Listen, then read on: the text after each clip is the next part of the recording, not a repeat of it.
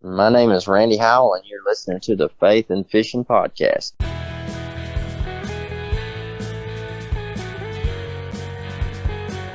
Welcome to the Faith and Fishing Podcast. I'm Cam.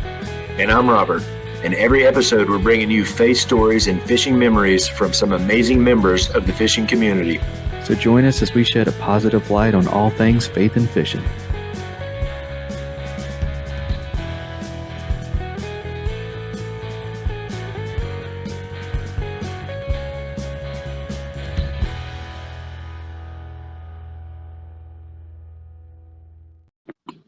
Hey y'all, welcome back to the Faith and Fishing Podcast. I'm Cam.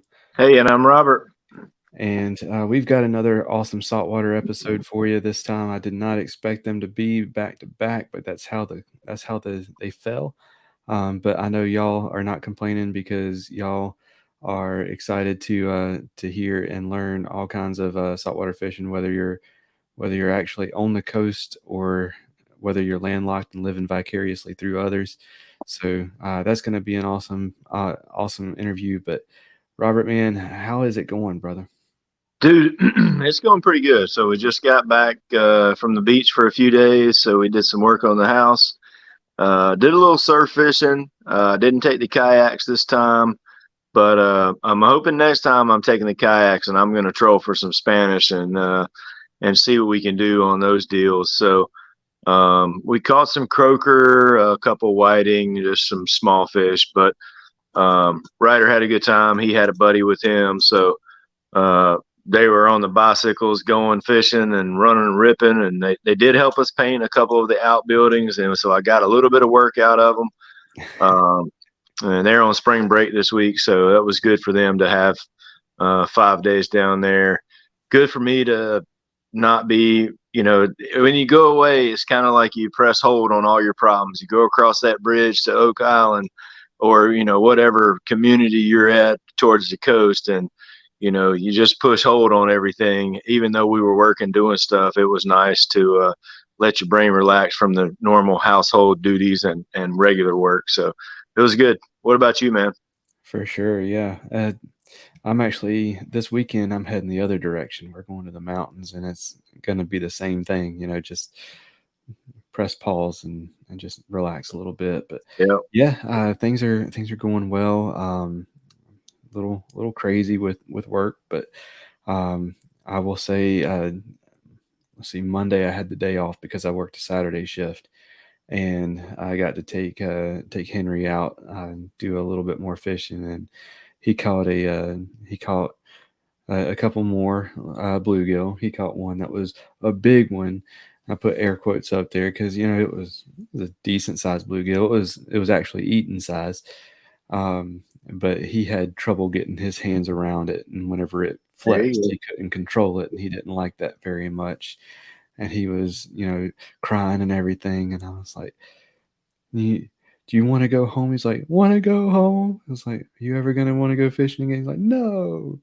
And then we get home and my wife asked, said, so what did you do at school today? He said, went fishing, caught big one. Yeah, so it's like he's still learning. Hooked. He's still hooked. He just got startled. That was all. But yeah, man, I know you, since we last talked, you fished a tournament. Yeah. How did that one go? Yeah. So let's see, that was Harris Lake, and that's the first one that I got to stay for most of the time. I cut it still a little bit short. I don't really remember what I had that afternoon. It was maybe a ball game, practice, something I had to get on out of there. But I did pretty good. I think I was like mid-20s somewhere out of 80. So ended up catching 3 fish, 19 and a quarter, I think a 14 and maybe like a 12.5. Had it to do over. I'd change a couple things, but made a pretty decent run to a spot that I've just fished history. I didn't do any pre-fishing. So, that spot did pretty well, but I probably should have fished that spot a little faster and then hit a couple other pockets where I was at. I probably could have got those other two fish and been up there pretty high. But not a bad first full tournament. I'll take it. And then McIntosh is coming up, not this weekend, but next weekend. So I did pretty well there last time. I probably won't get to pre-fish it again, but I'm okay with that because I've got the spot that I was at last time. I think it'll be holding fish, and then I got some similar spots like that as well. So I'm looking forward to that. Okay. Yeah, I kept watch on the leaderboard for you, and I was there were early on. I was looking. I was like, man, he's in the top 10. He gets a couple more. He's going to be doing well. And I texted you, and I was like, keep on him. Yeah. And then you didn't catch anymore. So no, I caught one late. Yeah, I had two early, fairly early, and then even before I caught those two, I was using that black and blue witty crankbait, and one swiped at it as I pulled it out of the water. I mean, it was right beside me, and if I'd have left it in the water for another 2 seconds, even a second, I probably would have caught him. That was the first bite I had, and then I caught the bigger fish, and then I caught the 14, and then I was talking to my sister on the phone and kind of was really not paying attention, and I missed one on a shaky head. So if I'd have had that first one and then the shaky head one, that's the only 5 bites I got. The 3 that I caught, the one early on that witty, I think it was a 1.5. I was just kind of wiggling across the top of the water real early. And then that one on the shaky head that I missed, probably didn't have it real good. But also too, I was on the phone like this trying to set the hook. So, it is what it is though. It's cool. I hear you. Well, man, let's say thank you to a couple of sponsors real quick, and then let's get our guest in here. Sounds good. Mr. B Lure Company is making high-quality, handcrafted lures and has been for 30 years, right here in the U.S. Using all-metal components, Owner and Gamakatsu hooks, and silicone or frog hair skirts, Mr. B is pumping out some awesome spinner baits, jigs, buzz baits, underspins, and more, including some of the most unique bladed jigs on the market. To fill up your tackle box, go to MrBLureCompany.com, that's MRBLureCompany.com, and use promo code faithnfishnpod1x10 at checkout to save 10% on your first order. That's Faith the letter N, Fish the letter N, P-O-D, so Faith and Fishing Pod, just like our Instagram handle, 1x10.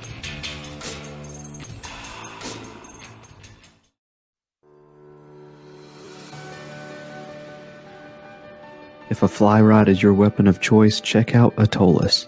Their Fly Caddy is the most convenient way to get your favorite flies to the water, or just keep them handy by clipping it to your hat, truck visor, backpack, rod case, or just whatever. You can also bundle it up with flies from independent fly tires that Atollas has teamed up with through their Fly Light project. Choose from bundles specializing in redfish, carp, saltwater, or freshwater. Head over to atollas.co, that's ATOLLAS.co, to get your Fly Caddy today and use promo code faithnfish15 to save 15% on your order.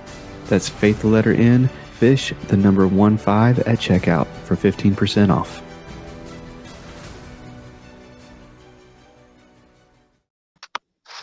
All right, so whenever you go to a seminar for saltwater fishing, you end up having saltwater guests on your podcast, and I am excited about it. This was one of the guys up there that the entire time he was up there, you could see how much he loved what he was doing. I mean, he was tickled every time he was thinking about some of these fish that he fights. But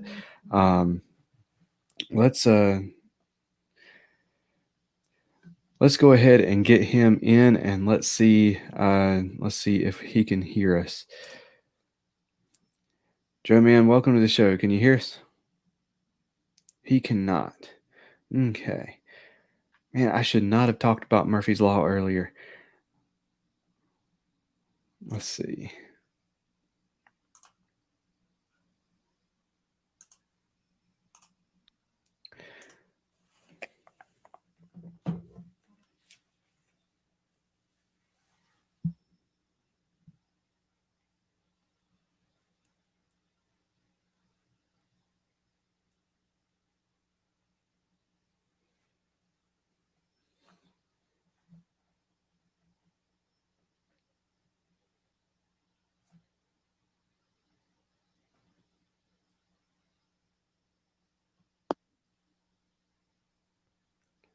Can you hear us now?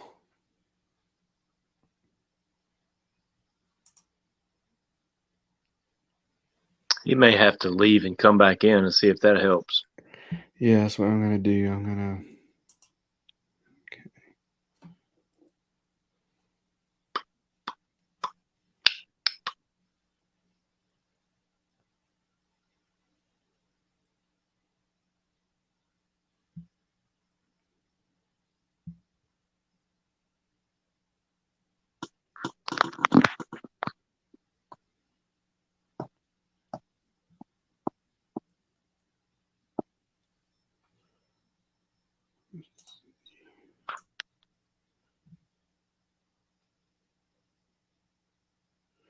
All right, let's see if that works.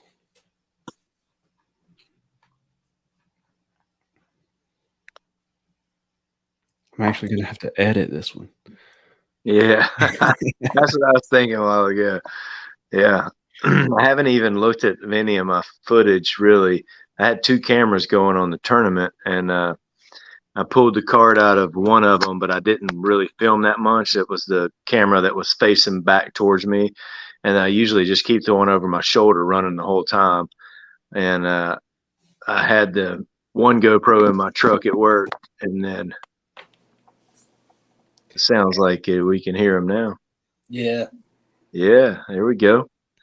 All right, man. Yeah, I was just talking about how whenever you were there at the cash-in seminar, how like just your joy of fishing just oozed from you whenever you were talking about, especially some of that like false albacore or what was it, the false albacore bite that you were talking about? Yeah. I was talking about false albacore. I get pretty fired up about everything when the mood hits me right. It's just Ricky Kellum's the trout master, especially up that way. Like, Ricky's like a god or something to that crowd. So I stayed in my lane up there. You know what I'm saying? I hear you. Well, welcome to the show, brother. I'm glad to be here, guys. I appreciate it. Absolutely. So to get us started off, go ahead and introduce yourself to our listeners and tell us who Captain Joe Tunstall is. All right. Well, I'll try to keep that brief then. I'm Captain Joe Tunstall of Carolina Traditions Guide Company. Born and raised in Carteret County. I moved down east, past Harker's Island about 22 years ago. I've been fortunate to been around a lot of good people in my life, and I've learned a lot of good things. And the people that I've been around learned a lot from a lot of good people. And what I do now was kind of a dream of mine, starting back about 2003, I'd say, and the timing just wasn't right then. A lot of things in life are about the right timing.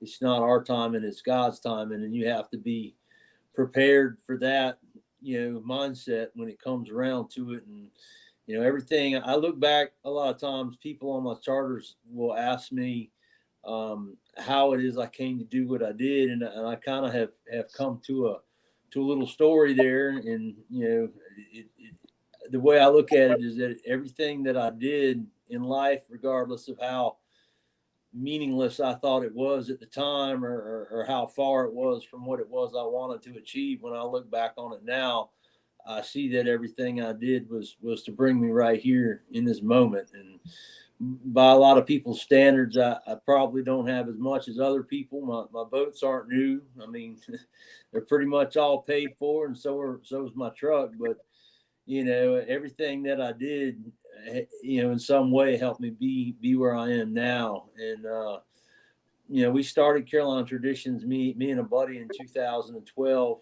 and we had a round stern Harker's Island built boat, and we just used to do some really basic charters or whatever, and it kind of evolved into a small boat operation. Probably I started turning it that way like 2015, 2016. I was working on a research boat, and I've been from the Gulf of Mexico to the Gulf of Maine, and did that for a couple of years, and saw other parts of the coast, and met a lot of other great people. And when I come back, I had my stuff paid for, so I was able to fish for 6, 8, 10 days in a row, and I kind of built a reputation up. And I didn't really intend to become a fishing guide. It just kind of was an evolution. You guys were talking about your kids and how much joy you get from taking them fishing, and that's really the essence of it all. A real guide enjoys catching fish, but probably the ultimate challenge is being able to put people on his boat and get them to become successful fishermen, because it's kind of like the old adage: if you give a man a fish, you can feed him for a day, whereas if you teach him to fish, you can feed him for a lifetime. And passing that joy on to other people. And fishing's it's like the title of your podcast, man. Fishing's all about faith. You ain't gonna go out there, and if you expect to catch them every time and win a tournament or fill a cooler or whatever, it just ain't happening. So it's a lot about faith from the moment that you start planning the week before, the night before, or the month before. Like if you go on a big fishing vacation, to right up until the morning that you're leaving. And I used to lay awake at night and worry about, where am I going to fish at? What am I going to do? And those trips were frustrating for me early on, because I had these people paying me this money and I didn't want to let them down, and now I don't even do that. I kind of get an idea about where the wind's blowing and what the tide's doing. And I don't really set my mind to go to a specific place. I kind of hit the water. And when I hit the water that morning, I kind of make my decision based on that, and I go to those spots. And sometimes we don't start out on the fish, but we end up on them most of the time. So some of the best days I have are where we started out slow and ended up strong. So that's just kind of what my whole mantra is built on. Everything I do to take people out fishing, and what my whole business is based around, the tradition of fishing and how it brings people joy and brings people together. That's awesome. So last week we had the speckled specialist on. So we talked a lot about speckled trout. This week I wanted to kind of give you a chance to tell listeners what all you take people out to target. So depending on what time of year and all that good stuff, kind of run through the gamut of what you offer as a guide. All right. Well, so let's start out with the first part of the year. We come out of December into January, and I'm doing a whole lot of backwater drum fishing then, fishing schools of fish in pretty skinny, quiet backwater, real stealthy fishing. A lot of sight fishing goes on then. And around that time, I'm also running out around Cape Lookout, and we're doing a lot of surf fishing in the ocean. And we fish big schools of drum out there. If it's pretty, we'll ride around and look for schools of adult redfish out there. One of my best days was January 2022, January 2nd. We fished acres of adult size redfish. Me and my buddy caught them for the first time in my life till I was actually literally tired of catching them. Worn out, and I do a lot of that, and that's what I look forward to. And there's a lot of good opportunities. You can find albacore 5, 6 miles, 3 miles offshore, depending on what kind of weather pattern you're in these winter months. A lot of nice sea bass. You could always luck up and find a few king mackerel around some of the wrecks. And then I'll move in this time of year. I'm still, bluefish are starting to show up, and what I'm waiting for this time of year. Some of my best fishing has been around April on a lot of different species, but I'm looking for those big full-grown bluefish, those 12, 14, up to 20-pound bluefish coming in. I like to catch those on top water or fly. There's still lots of black sea bass around, and we'll look for them some too. Your gray trout and your sea mullet or weak fish and whiting, they're starting to show up. So I run a lot of charters last winter. We had a lot of wind, so we did a lot of charters for the sea mullet and gray trout. Then we'll be moving into the bonito, the Atlantic bonito, which are delicious sushi grade tunas, little tiny tunas, and they're wonderful to eat and real fun to catch. They've kind of become here recently a little rare, and they're a lot more of a first thing in the morning fishery. They don't like real crowded areas, so they'll be around some of your near shore wrecks and some of your ledges, rock jetties off the ocean and stuff like that. But if there's a lot of boat traffic, you're going to have to catch them at first light.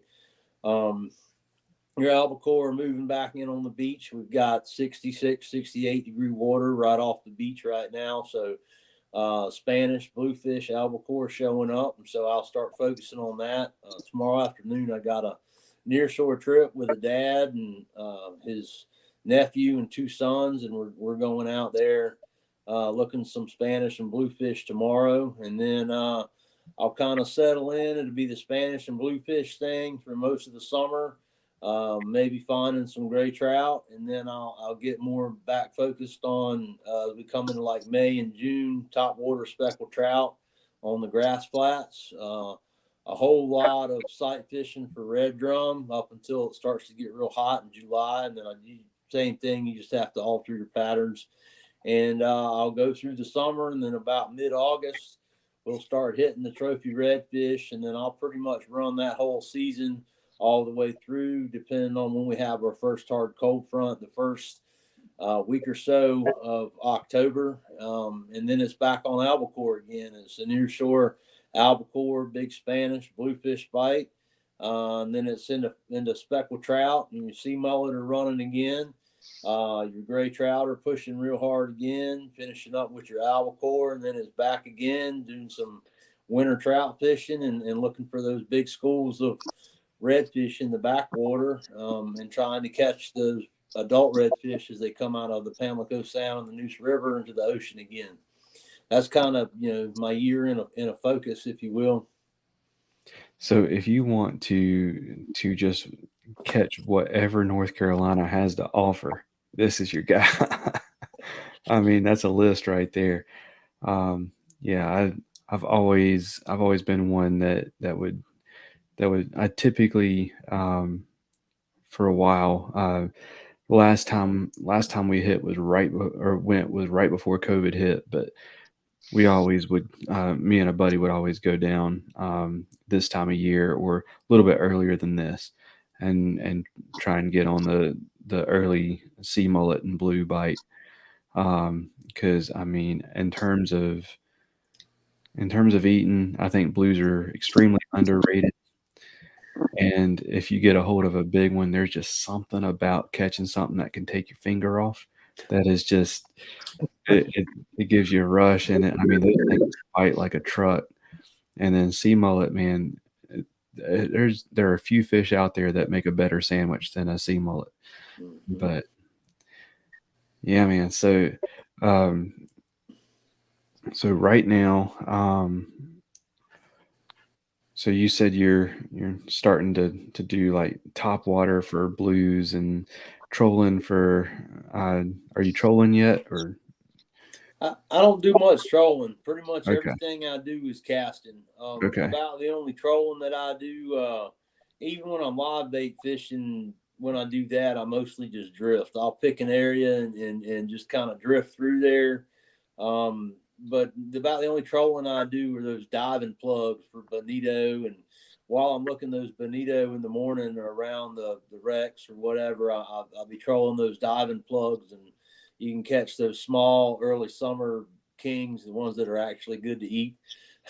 You can catch those. They're pretty fun because I'm just using big spinning rods, like 15 to 20 pound spinning rods with 5,000 class reels, and so it's fun to catch a king like that. That's really all you need to catch an average size king, and anything more than that is not as challenging, and it's just. People like it. Trolling around for those bonito and casting at some Spanish or albacore, and then all of a sudden your drag starts peeling back, and it's a 14, 16 pound king mackerel, 12 pound king mackerel peeling some line back. And like we had a day last spring trolling for bonito around one of the wrecks, and doubled up 2 kings at one time, and we only got one to the boat. Both of them came to the boat, but we only got one in the boat. She broke the treble hook off the diving plug from twisting around, but anyway, it's all you really wanted anyway. And they're like, oh man, this. And I said, man, look, king mackerel get a bad rap too. I said, the smaller ones are good to eat. I said, if you don't like the way I cut a couple of fillets, and I said, if you don't like the way it grills or bakes, I said, smoke it and turn it into a dip. I said, it's about as good as it gets if you turn it into a dip, real simple dip, and they're delicious. But, you're right. Bluefish get a bad rap. I eat fresh bluefish. If people don't try them, I try to encourage them to at least keep a few. So let me bleed them out. I'll skin them. Actually, a guy turned me on last year. I make some ceviche. They make a pretty decent ceviche right off the bat. You go ahead and bleed them and cut them up, put them in some lime juice with some soy sauce and a little bit of seasoning. And they're a lot better than I thought they would be that way. They don't, it's really surprising, especially when you wait for the meat to turn color. It's really good, but I'll grill them up with some lemon pepper and olive oil. And, aside from that, just the fight value of them, like you said, is underrated. I tell people, okay, you might catch a lot of bluefish trolling and you might fuss at them or whatever. I said, but you throw one of those 4-inch topwater plugs at them and let them eat that. And I said, we'll see how you feel about it then, and most of the time they're like, 3 hours have gone by and they've been catching bluefish nonstop. And they're like, oh man, this was great. Absolutely. What's your busiest time of year? Fall, man. It starts. I run all the regular summer trips, sometimes as many as 3 half days in a day.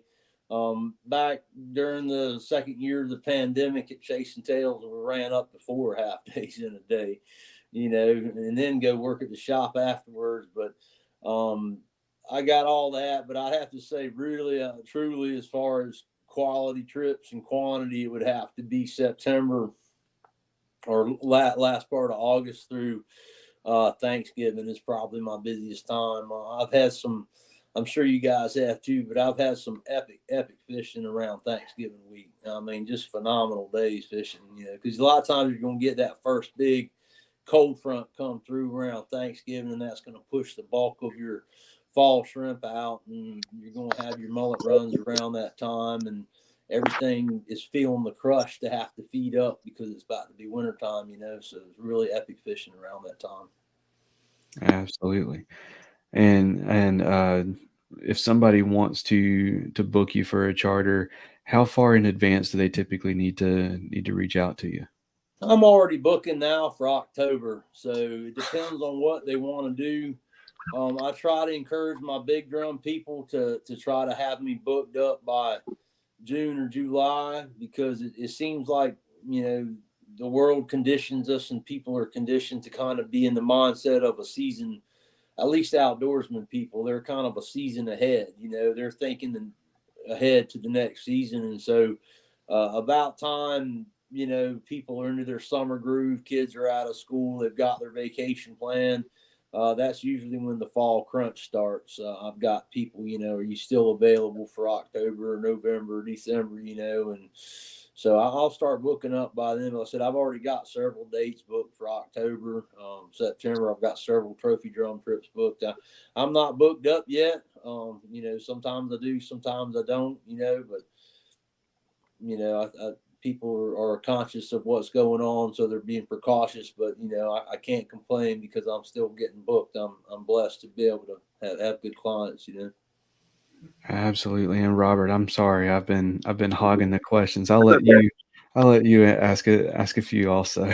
But no, just kind of, I'll go along with the same what you guys are talking about as far as the booking goes. Usually, how many days are you working? You can do it. I don't know. Most guys, I think, keep up with it for the year. You book out. How many roughly off the top of your head you think you're booked out of 365? How many times are you going out? Last year I ran. I haven't, I don't add it up like I should, but I ran between 180 and 200 last year. My busiest was the second year of the pandemic, and I ran I think I ran about 280, 285, 286. Okay, yeah. That was busy, man. I kind of wanted to dial back from that, and really, honestly, I prefer to run more 3/4 day and full day trips. There's a lot of guides who don't like that. They like to cram a bunch of half days because, in the reality, you make more money that way. But it's all about the people for me. I like spending more. I like to select my clients. I like to be real with them, and I like a certain type of clientele, and those people I like to spend time with. I try to there's a word I'm looking for that everybody uses now, like when somebody custom shops for you or picks out restaurants or whatever. It's like being procured or whatever, but that's kind of how I like to do it. And I like to talk to all my people, and if I don't think they're a good fit, I'll try to send them to another guide, or I'll be straight up with them. So I like having people that I like to spend time with and like spending time with me. So I try to do more 3/4 and full days, but so I'm okay with it. And if I can fish 5 days a week, that's perfect. I'll do 7, no problem. 6 is probably just the right, 6 days a week. But if I fish 5 days a week and I can run 8 trips out of a week in 5 days, then that makes me pretty happy. Yeah. Yeah. That seems like a pretty busy schedule. So that's, so a little bit kind of about, maybe you can help shed some light on this for me.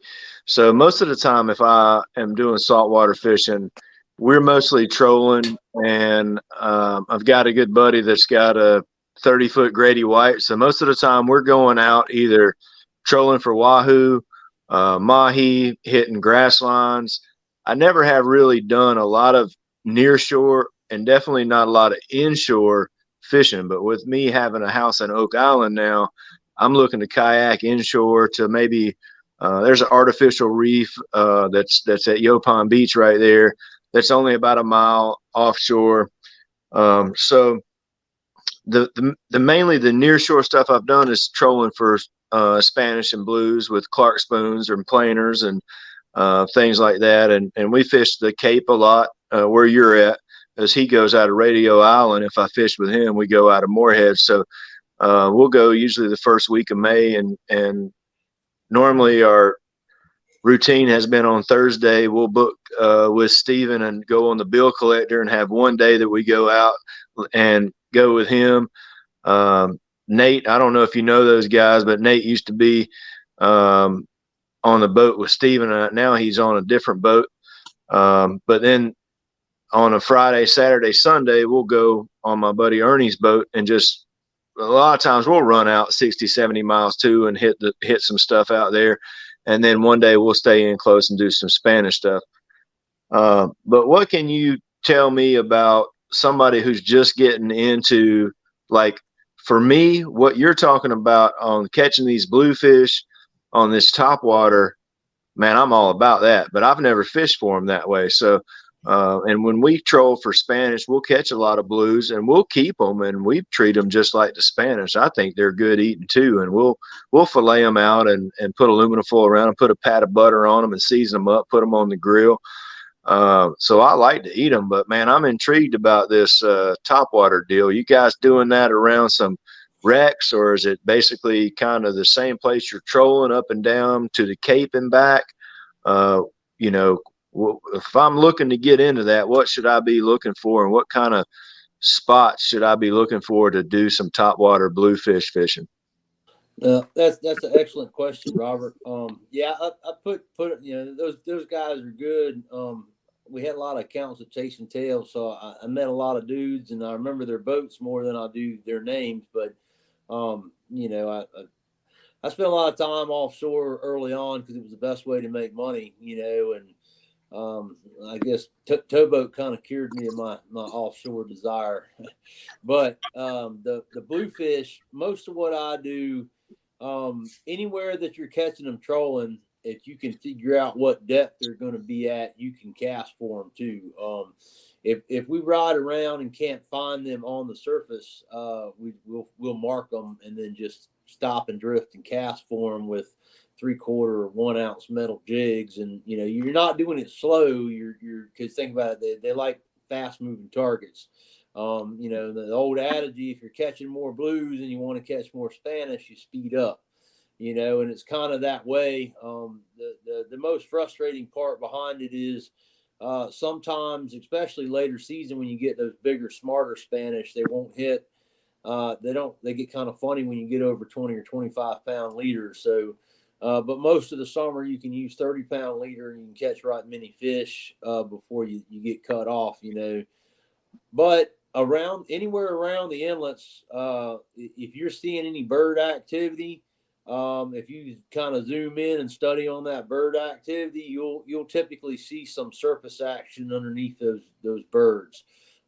Because morning and evening all around Beaufort Inlet there over on that shoal side, and a lot of times that's where I'm at. I'm over top of all them shoals, 3, 5, 6, 8 foot of water.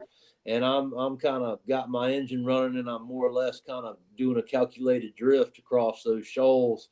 And we're just casting across those shoals with top water, or Salty Bay makes some that they've got a head, it's called a shiner minnow. It's kind of like a little curly tail. They're cheaper, any type of metal.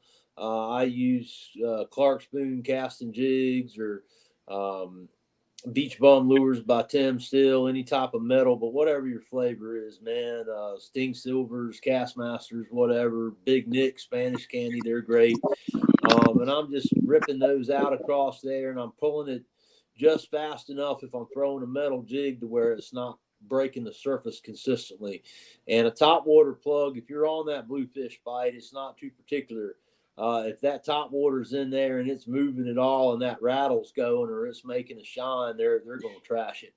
But anywhere around Beaufort Inlet, the rock jetty there at Fort Macon, that whole tip of Shackelford for about a half a mile around the ocean side to about 1/8 of a mile, maybe as far up as the ferry dock on the backside, depending on traffic and weather conditions.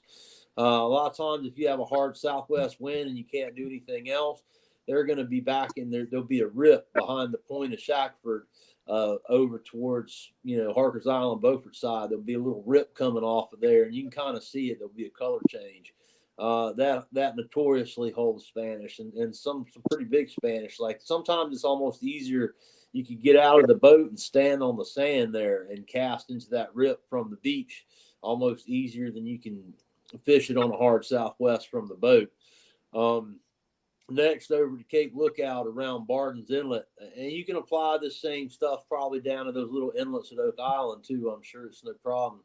But over at Barden's Inlet, first thing in the morning, when you come around in front of the lighthouse, there's a big shoal there.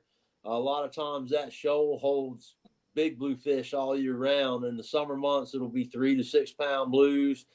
This time of year, I fished several days, started and ended them right there on those sandbars in front of the lighthouse when you're coming out Barden's Inlet there. I fished lots of days there on top water where we were catching 12 to 16 pound bluefish on top water, doubled up. And you can kind of see them. I'm actually looking in the water, and they look like sometimes they're as thick as hair on a cat's back. Other times it's 2 or 3 or 4 or 5 cruising around. And if you see some bird activity around there and you stop and study it, you'll see them bust something out of the water. They move lightning fast. Those big blues can either hang out and be cool, or they'll move so fast that you'll be like, wait a minute, did I just see something? If you saw something splash and trash the water, it was probably them.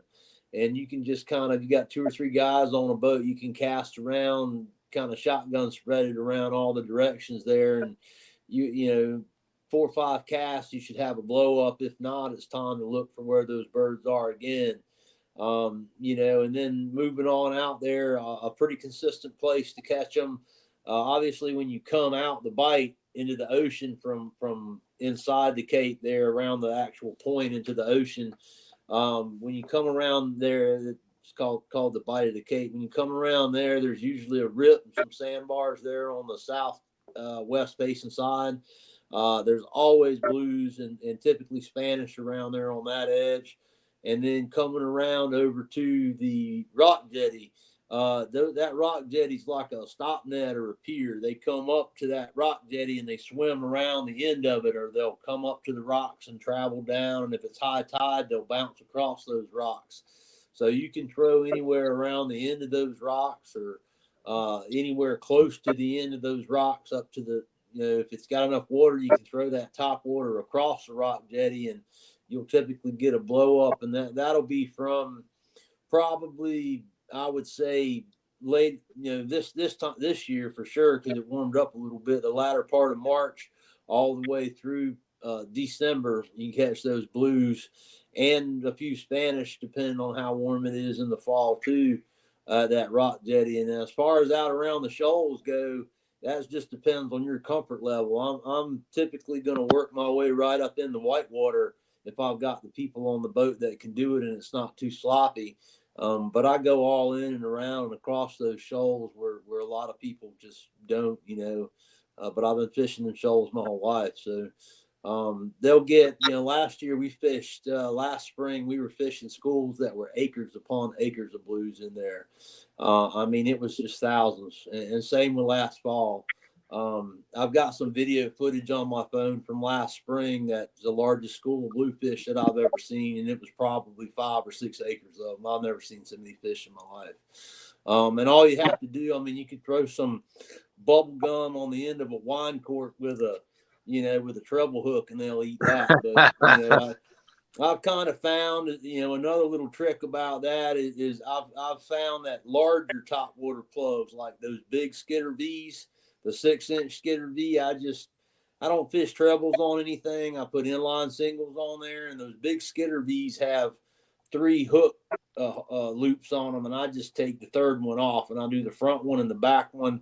I'll put like a 3/0 inline single hook on there, and you might miss a few, but that's part of the excitement. But when you hook one, you hook it good, and what's really fun is with those bigger bluefish, those 12 to 18-pound bluefish, you get 2 of them and you come back with half of one of them plugs because they hit it so hard, hitting in opposite directions, that they break it in half. But what I found with the larger size topwater plug is you don't get cut off as bad because it's a bigger plug. They can come at it and trash that body, and instead of like wanting to hit the eyeball where they're going to twist it and cut the line off, with the bigger plug, you'll keep your plug a little bit longer. Like I bought a silver spook last year. I found some somewhere that were a little cheaper or whatever, and I've got some standard size silver spooks, and it's clear. They've eat all the paint off of it. Why that one survived and I lost 10 other ones, I have no idea. But one of those days, even with 40 or 50 pound last spring, when I was talking about, it's not that bad, so don't get scared away. But it was just such a good bite, I couldn't turn away from it. But I probably lost 12 topwater plugs that day. So that was a little painful, and that's not usually how it goes. I mean, usually I might lose 1 or 2, or they'll spit one out, and I'll go back over there and go get it, and they'll come back and congregate again. But one of the tricks I've learned is they're not leader shy most of the time, so you can use 40-pound leader, and the bigger the plug, the less likely you are to get cut off. So, it ain't got to be a top dollar plug either. I mean, I'll order a 5-pack from China off of Amazon. They used to be like $30 for a 5-pack of topwater plugs, and I'll just change the hooks and the split rings out and let her eat. And that way, if she catches 15 or 20 bluefish on it, then it's paid for itself. It doesn't owe me nothing, but that's kind of what you're looking for. The birds are going to be your first key, and anywhere that you can find a hard break, where you have a current rip, or anywhere that you're going to have whitewater, if you can, fish safely from the boat or from the land and cast into that breaking whitewater, then you're probably going to be able to find some blues there, because they're going to use that wash to their advantage. Cool. Yeah.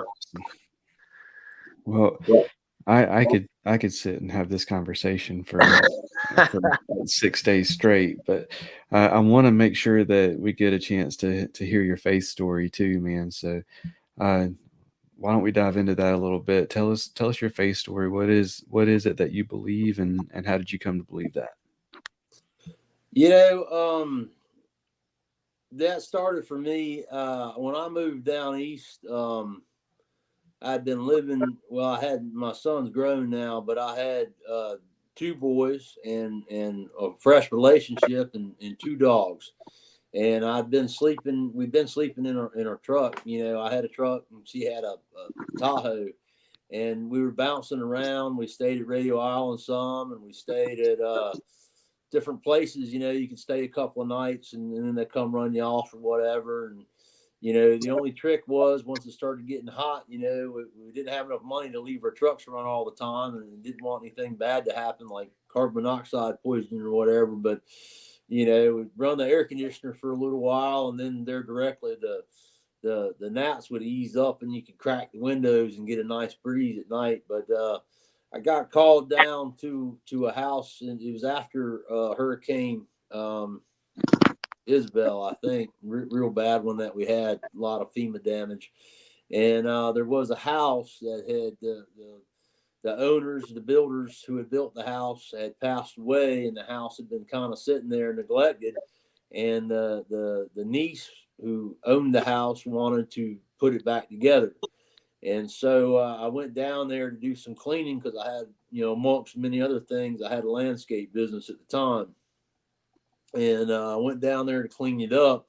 And how I come about this job was when I worked at the prison. I took several criminal justice classes and really wanted to be a park ranger is what I wanted to be. And instead of, you know, I was a knothead. So instead of wanting to go to college, you can get your experience to become a park ranger with 5 years law enforcement experience from the state. So one way of doing that was to become a corrections officer. So I put my time in there and did some stuff, and was an armory and a transport officer. But anyway, I met a guy named Bud Hill, and he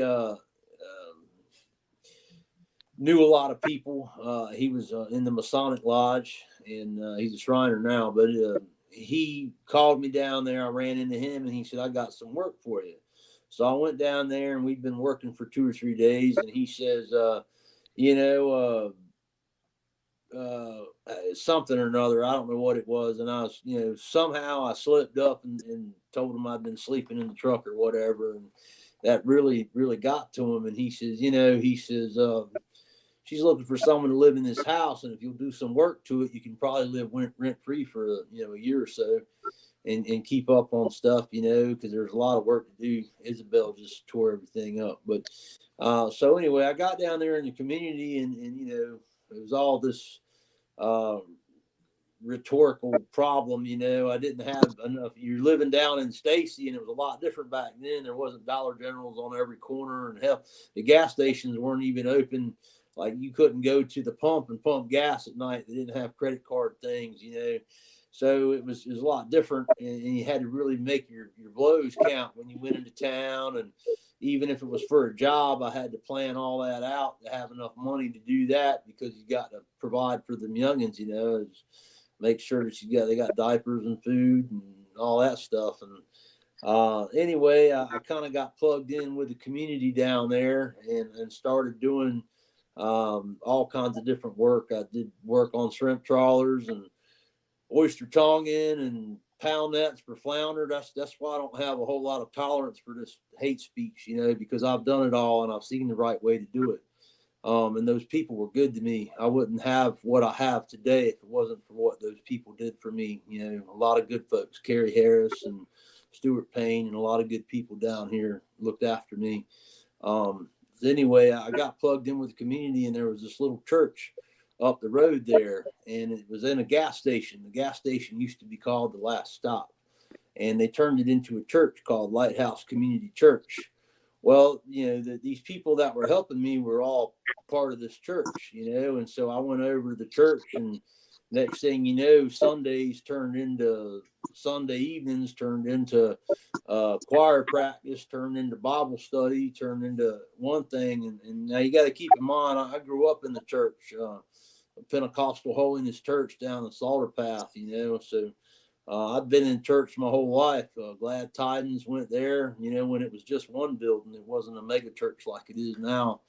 So I've been around Jesus and been in church my whole life, and so I wasn't, a little thick-skinned there when it comes to that stuff. And this crowd down here at this church, man, it was just different. They would play a lot of praise and worship music, and next thing you know, we'd be standing there with our shoes off, just worshiping the Lord, listening to music. And I had never exactly felt it that way. I'd always been so used to the formalities of everything, the suits and the ties and the bragging about brother this and that. How much are you going to tithe this week? And a lot of that put a bad taste in my mouth. But this church wasn't like that. These people were different. They cared about the community. They brought in the drunks. They brought in the pill heads. They brought in the people who actually needed Christ, not the ones who used Christ to their advantage. And, I spent a lot of time there in that church for a lot of years, and did a lot for them. And I started paying my tithe because I didn't understand that either. I said, what, some preacher man sit back and eat fried chicken because I'm paying in my tithes? That ain't the way it is. Tithes are faith, just like fishing. We pay our tithes to give our faith forward. That's what tithing is about. So I realized that, and God bless the man. His name was Jim Springsteen. He was a welder and a preacher. And he taught these things, and he taught a lot out of Paul. He taught a lot out of Acts and Corinthians. Everything that Paul had to say, he taught a lot of. Ephesians was one of his favorite books. And so I read the New Testament, I think 4 times from front to back. And then I started on the Old Testament, and I've made it about 2/3 of the way through that 2 or 3 times. That's some tough reading there, regardless of what version of the Bible that you're in. But there's a lot of good backstory there for the New Testament. And, I did my, I looked after my community, and I looked after my family, and I put my time in, and put my faith back in towards Jesus Christ. And next thing I know, we were paying our vehicles off, and I had a good job, and I came into a little bit of good fortune, and I paid that forward. We bought a member of the church, bought her a car, and I gave money to other people in the community, and I'm glad that I did it all, because that's what I believed in. And I got to say that every day in everything that I do, I don't go to church very much anymore, but every day that I'm in church is every day that I'm on my boat. I'm surrounded by God, and I'm surrounded by everything that He's created, and I'm passing on the faith that He invested in me every day that I can make contact with a client. And every time that a door opens, I'm sharing my story with them in one way or another, whether it's a direct message like what I just gave you guys, or whether it's an indirect message through something else. And just like I talk about, everything that I did in my life has led me to where I am now. Or if I'm talking about Carteret County history, or the horses, or whatever I'm talking about, Jesus is everywhere. Every time I see a blue redfish tail in 14 inches of water, that's Jesus to me, because He created that fish for a reason and a purpose. And everything I do, I'm reminded of that purpose that Christ created, that all living things to serve Him. So that's kind of the way I see it, man. And that's what I try to do with everybody that steps foot on my boat. And even what you heard in me when I did that seminar, I give that same energy, sometimes a lot more, in every seminar that I give, because I want to inspire people to get out there and get outside and be in the house of the Lord as I see it. There's certainly something to be said for actually being in the walls of the house of the Lord, but I think, to me, there's a lot more to be said for being in the house of the Lord outside in His creation. And I just try to bring in, wherever 2 or 3 or more are gathered, which is us 3 right here, there shall it be. That's church, So that's the way I look at it. That's awesome. Yeah, that's good. Good stuff right there. All right. So with all of our guests, there's 2 questions that we always make sure that we ask. And so one of them, what fishing story or memory means the most to you? Wow, that's a good one. I'm going to go with the theme that you guys started before you run me in on this, and that's my son. I was just talking about it the other day. He really got fun to take fishing when he was about 4 years old. I drug him around with me way before then. I was practically had him in one of them little papoose things, having him out there fishing or whatever. I couldn't wait to get him out there. That's all I was waiting for. But when he was about 4 years old, I bought him his first one of them little Scooby-Doo rods, one of them little Zebco 33 looking things. And I put new fishing line on it because that stuff's junk, and I tested it out with a little 1/4 ounce jig head and a curly tail. And we went out fishing a couple of times with it. And of course, we practiced in the yard, and we practiced. And then fall trout season came, and he was all fired up, man. He's like, "Let's go fishing, Daddy." I said, "All right, buddy." So we go down there, and he's got his little push button rod, and I've caught 8 or 9 trout, and he's like, "Daddy, I don't think this thing works. It ain't gonna catch no fish." I said, "Oh yeah, is that how you feel, buddy? Real?" I said, "Well, hand me that rod." So he handed it to me, and I handed him mine, and he's casting out there trying to do his best impersonation of his daddy, And I take it, man. I could flip that little Zebco, man, all the way across the creek, dude, just like a slingshot. And so I swung it over there and let it fall down, and I'm reeling it back, and bam, I get a trout, like the first or second cast, man. And so I bring it back up, and he's like, "Wow," he's like, "Well, that was just luck." And I'm like, "Okay, all right, hot shot." So I throw it over there, and a couple casts later, I catch a little redfish, and he's kind of getting, snorty there, like a little pig, snorting around, kind of huffing and puffing a little bit. And I'll make another couple of casts and catch another trout. And I said, "You want that rod back now, buddy?" And he's like, yeah, I want it back." And I said, "No, I'm going to keep it now." I handed it back to him, man, and he ended up catching a fish, but he just needed the confidence built in him, to know that it worked. And, I was kind of eased up a little bit and tried to work with him a little bit, but competition makes us better sometimes too. But that's probably I've got a lot of great stories, man, but that's probably one of my favorite fishing stories right there. That's awesome. So another thing we always ask, and it may be a little bit different for you. I'll ask the question. We usually ask, "What do you usually talk about when you're out there?" But since you're guiding a lot of different people, what do you find yourself talking to them about, or what are they asking you about mostly? Is there one or two particular things? I know the horses out there, people that are not from Eastern North Carolina, you got to figure out, where the dang horses came from that are on Shackleford and the other places out there. But what are the most people asking you? What do you find yourself talking to those clients about? I do a lot of local history and ecology talking and folk stories when I'm out there. It really just depends on the people, but I get a lot of people who want me to explain to them why I'm doing what I'm doing. Why are we fishing here? Why are we using this? Why? That's probably and I like that challenges me, and I can engage with them that way. That's probably the number one thing, and I just kind of make that last for a good portion on and off throughout the whole charter. But the next question that I get a lot is, how did you come about doing this? And so that's why I've kind of learned how to incorporate that into my podcast and my intros and stuff that I do. But I would have to say that other than local history questions, which are every day, and then the why and the how and all that, that probably the next question is how did you end up becoming a fishing guide? That's probably the next one that I get the most of. Cool.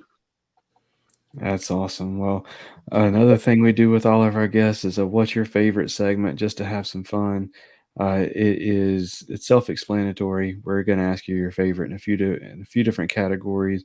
Robert, you got your first time questions ready? I don't have them. Why don't you roll through these, because I'm on my different device, so I can't cheat and look at my phone, because my phone is what I'm using to record tonight. So that's all you, brother. All right. Well, we're going to do things just a tad different. I am not going to drop us all out this time because I don't want any more technical difficulties. I've already pushed Murphy's Law as far as it can go tonight. So we're gonna just dive right in like this. All right, so we are gonna do those questions right after this. Few things ruin your day on the water as bad as losing gear. But with the retrieval devices for fishing rods, action cams, bow fishing bows, and more from Save Your Outdoors, you don't have to let dropping your stuff ruin your day because you can get it back. The pressure-sensitive filter keeps water from rain and quick dips in the water out, but it lets water in when your gear goes overboard to release a float attached to your gear by 60 feet of line so you can get it back. Go to SaveYourOutdoors.com to learn more and try some for yourself, and use promo code FNFP15 to save 15% on your order. That's SaveYourOutdoors.com and promo code FNFP15.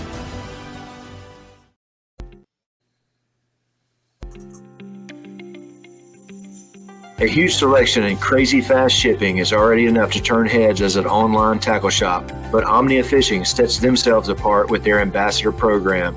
With Omnia, you can send in fishing reports for your local lakes that recommend baits, structure, tactics, and gear. And when another angler takes your advice and purchases something from your report, you get credit for it to spend at Omnia. The best part means that with Omnia Fishing, you can shop by lake and purchase baits and gear that are proven to work where you're fishing. To get started, go to omniafishing.com and use promo code FNF15 to save 15% on your first order.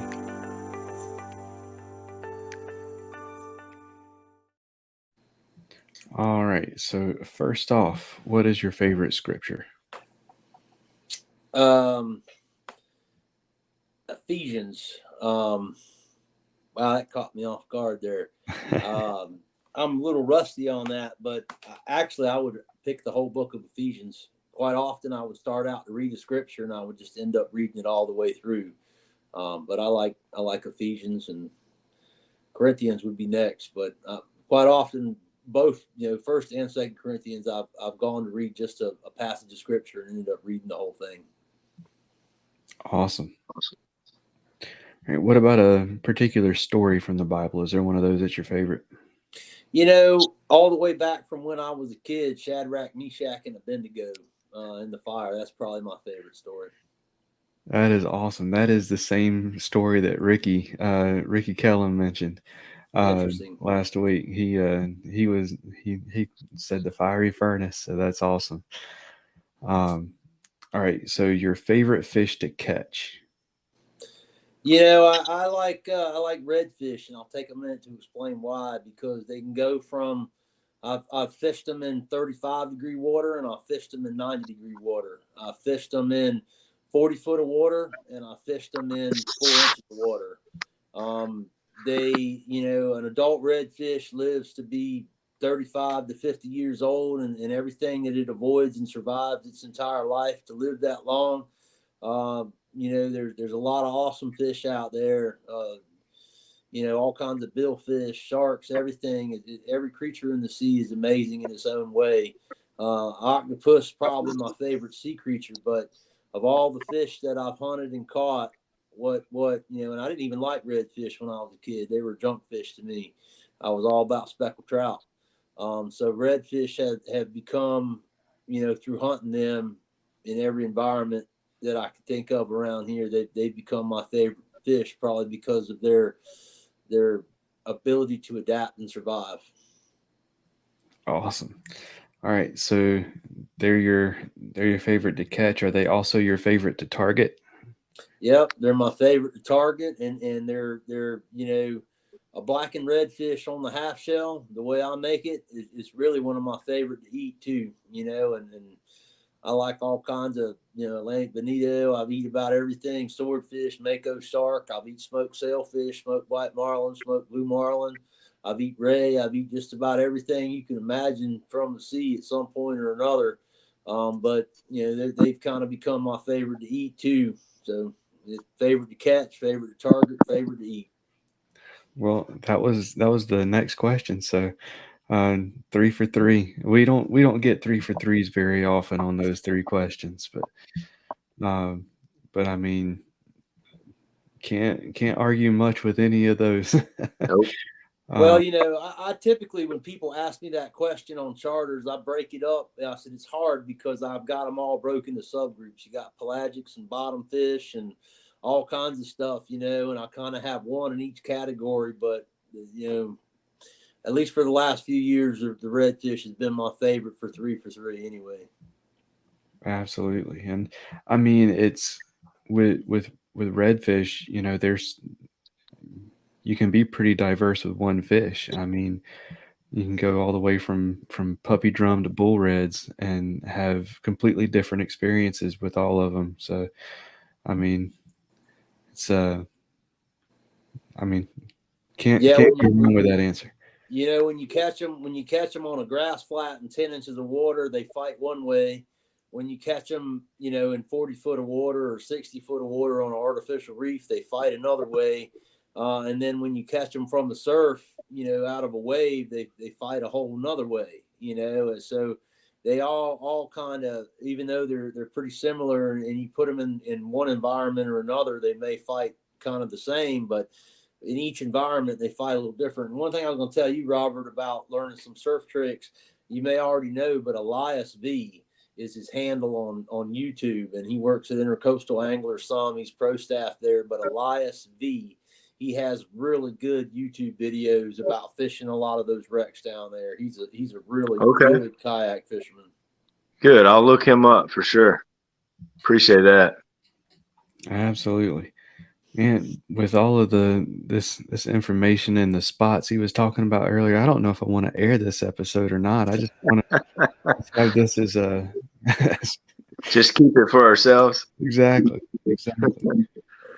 All right. So, what is your favorite fishing snack? Oh man, I love that one. I seen they did a thing about that a few years ago. Well, beef jerky's pretty hard to beat, but I'm gonna tell you, all in all, what it comes down to for me more frequently. And when I read this the last time somebody did one of these and did it on Facebook, it tricked me out because I share the same favorite as Captain Greg Voliva, and that is a red Gatorade and some Vienna sausages. Breakfast, lunch, and dinner of champions, right there. I hear you. Yeah, you're definitely not alone on the Vienna sausages thing, but I'm not on that train. I get it, man. I get it. It's kind of like Ric Flair. Whether you like it or not, sometimes you got to learn to love it because it might be the best thing on the boat. That's right. Absolutely. All right. So you don't have to give away GPS coordinates or secret spots. I mean, you've already given some of them, but what's your favorite body of water to fish? Raleigh Bay, the east side of the shoals, particularly between Cape Lookout and a lot of people call it Drum Inlet. You can say that if you want, but the inlet that's open now is actually Ophelia. It's several miles to the south of Drum. It used to be another inlet back in the 1800s. I forget what it was called, but we call it Ophelia. It's in the vicinity of Drum, but I would have to pick between Cape Lookout shoals and there would be my favorite stretch of water. All right. And your favorite lure to throw? Oh man, it'd be pretty tough to beat I don't know, that's a tough one. Just a plain old metal jig's hard to beat a gold spoon and a bucktail. So I would probably some sort of bucktail if would be one of my top picks. You can make a little bucktail or a big bucktail, but that you can catch about anything you want on a bucktail of some size or another. Absolutely. I've used bucktails bass fishing. I mean, yep. Anything that'll eat a fish will eat a bucktail. That's right. If it'll eat a bait fish pattern, it'll eat a bucktail of some size. Absolutely. All right, let's see. That's all right. I think this is last but not least. What's your favorite time of year to fish? Fall, September, October. I mean, but if you want to just say the whole season of fall would be my favorite time of year to fish. All right. Well, we are going to start wrapping things up. What's coming up next for Captain Joe? I'll be getting geared up. It'll be flood tide fishing and the Spanish and bluefish thing. That on cobia, I'll go look for some cobia. I left that out earlier. I do the cobia thing too, but I like them, but I don't put a lot of stock into them here the last few years like I did 2012, 2011. But that's probably I'll look to see if some big Hatteras Blues show up and hope to find a few cobia there. And if not, it'll be looking forward to putting people on their first top water bluefish and flood tide fishing for drum. That's what I'll be getting fired up about next. I hear you. I would love to cast for some cobia one day. It's great, man. When you can see them and get them to chase something, there's nothing quite like seeing one, especially if you can get them to eat a topwater plug. But there's nothing quite like that cobia, that big shadow, and it starts to turn her head up, and you see her gills flare out, and you can see the white inside of her gills, and she's getting ready to eat. And then some little 30-incher comes out from underneath of her plug. I remember. I don't remember what dock we were on. It was either down near Oak Island or it was up on the Outer Banks. But it was one of the things that my dad and I always liked to do was whenever we were on vacation was go and watch them unload their catches at the docks. And the first time we ever saw a cobia, we were like, "What in the world is that?" It looked like a dinosaur, man. It was crazy looking. It was mahi, mahi, mahi, mackerel, mahi, mahi, and then all of a sudden it was this massive, like, from I being the fish nerd that I was, that would sit down and study my aquarium fish books all the time. I was like, where did they get a snakehead in the ocean? But it was 4 feet long and just this massive fish, and I was like, I want to know everything there is to know about that. And I mean, to this day, best fish I've ever eaten. But I'm looking forward to one day getting a chance to cast for some of those. But they're one of the best in the sea to eat, man. I put them kind of in their own category a lot of times because there's nothing else quite tastes like them. My first cobia, I think I was 6 or 7 years old, and my dad had 28 Bertram at the time, and we were winter fishing, early winter, late fall fishing for wahoo. Down around the Swansboro Hole, and we pulled over some bottom. We had the planer rigs down on we fished planers on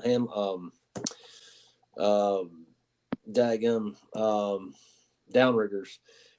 Ran wire line on them, wire cable, and fished our setups that way. And the planer went off on a drone spoon, and this big black thing came up out of the bottom, you could see down, 30 foot deep, 40 foot deep. And I just kept watching this big black thing come up to the surface kind of slow, like a submarine rising or something. And it was, probably 6 foot long, one of the biggest fish I'd ever seen at the time. And right beside it came another one with it. It's mate, probably. They pushed out there together, and it was bigger than it. It was probably 6.5 foot long. And my dad was like, "Holy cow!" When it first came up, he's like, "Oh, it's a shark, mako or something."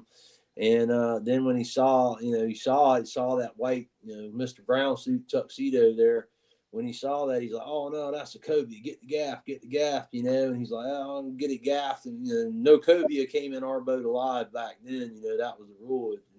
He had one beat a cooler slam apart on him, but that was the very first cobia I ever remember seeing right there. Other than maybe a few, like you said, in a fish market or something. But to see one in the water coming up out of the bottom like that on a drone spoon was pretty cool.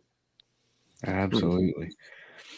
All right, and if people want to, if listeners want to follow you on social media, if they want to book a charter, tell them how they can find you, where to go, for social media. If you got like a YouTube channel or something like that, or just your charter business in general, give the plugs. All right, man. Sounds good. So I got website www.ctguideco. My Instagram handle is ctguideco, and you can follow me on my personal page on Facebook. That's Joe Tunstall, Tunstall, or Carolina Traditions Guide Company. And I believe I just recently changed my handle on YouTube to CT Guide Co. as well. But you can probably look up my name and find it that way, or it'll be under, let's see. Yep, it's at CT Guide Co. All one word, from my YouTube page. I got some videos. I've got 100 video playlist for learning how to fly fish. So everything you want to know about tying leaders or different casts and all that, we put that together for a casting clinic. But it's all under Carolina Traditions Guide Company or CT Guide Co. Got a Google page. It all shows up on there with the address of how to find me. Got my phone number on all those links, and I'd be glad to talk to anybody about anything. I like getting people fired up about fishing. That's what I do. Absolutely. Yeah. And I wanted to give you a chance to shout out any sponsors or supporters, anybody you want to say thank you to. The floor is yours. Awesome, man. I appreciate it. Well, I got some good folks out there. I want to say how much I like that Element series by Cashin, man. They really hit a home run with that. A few little things I'll change, but overall that's a phenomenal rod, and I'm really happy to be able to use those. I got Florida Fishing Products. I've been with them since early on. Went away from them and came back to them, and I'm really happy with what they're doing. My buddy Chris Sensi with Slayer. I've been with him for a long time. He's a great dude. American-made fish slaying products. Clark Spoon's really good to me. Cortland Line's really good. Rapala Lures. I've got dry fit waders. Diablo Paddle Sports for my kayaks. Got a lot of good people who look after me, and a lot of good small businesses, stuff made in the U.S. And I take the hit sometimes about getting a price break, but I'd rather take a hit to support small businesses here in the United States, other companies like Cashin or whatever. So I'm glad to be able to do what I do, and blessed to be able to afford to support those companies, and also be blessed to have them believe in me. So I appreciate it. Absolutely, and I wanted to give a shout out to Cash and Rods for giving us the opportunity to get connected. So, absolutely. Well, Captain Joe, thank you so much for coming on the show, man. This has been probably the show that I've learned the most on, but it's been one I have thoroughly enjoyed.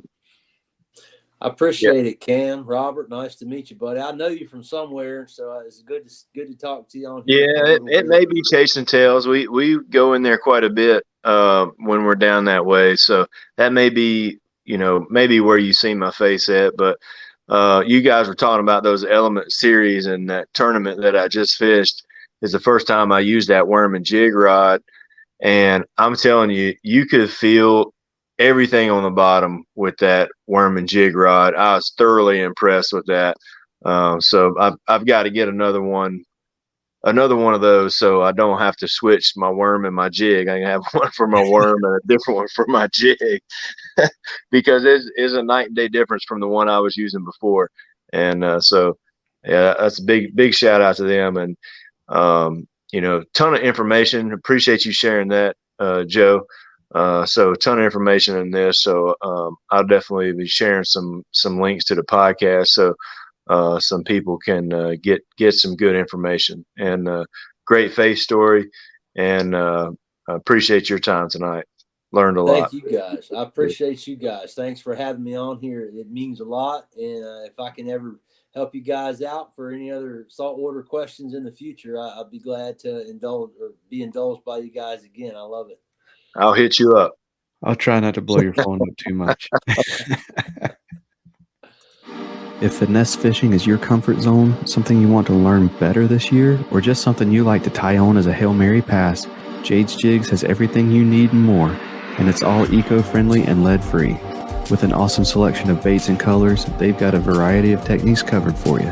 Finesse jigs, underspins, Nico weights, Ned rigs, and more are all waiting for you at jadesjigs.com. And while you're there, use promo code FNF10 for 10% off your purchase. That's jadesjigs.com and promo code FNF10 for 10% off.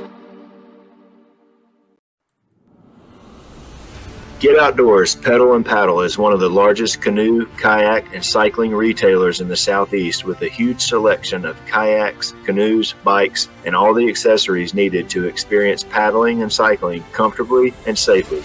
Get Outdoors helps to expand and educate the paddling community through their free demos held on local lakes in the Greensboro, North Carolina area, and through in-store clinics and on-the-water courses and demos. And we'll even get your new boat rigged up for kayak fishing for you. Stop by the shop in Greensboro, North Carolina, or check out shopgetoutdoors.com to be wowed by their selection.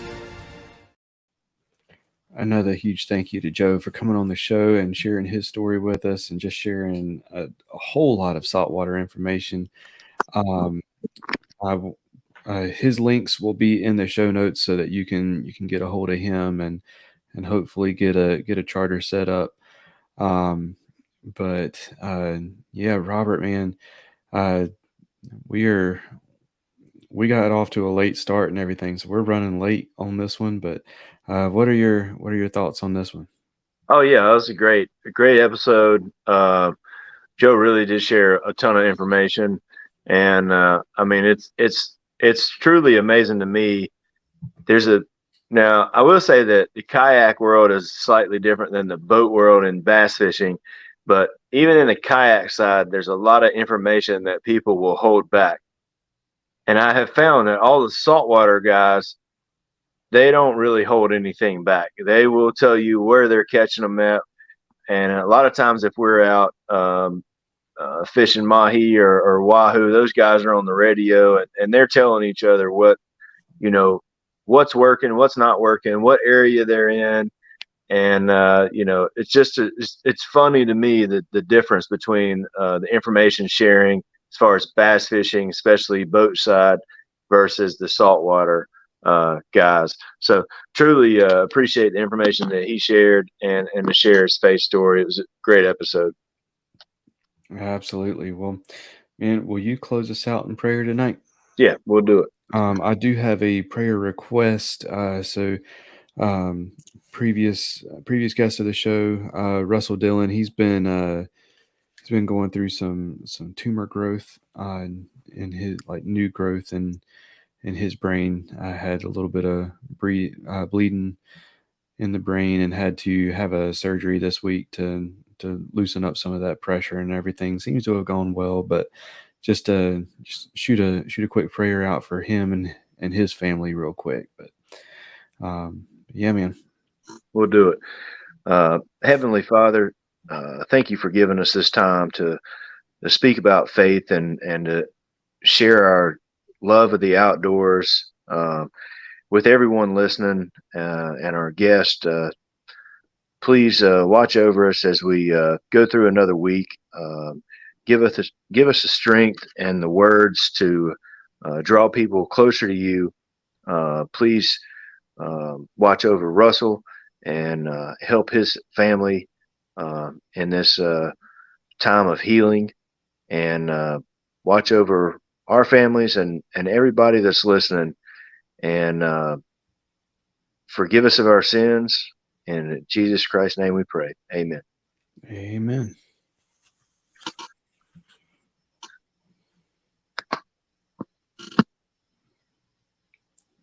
You want to sign us out?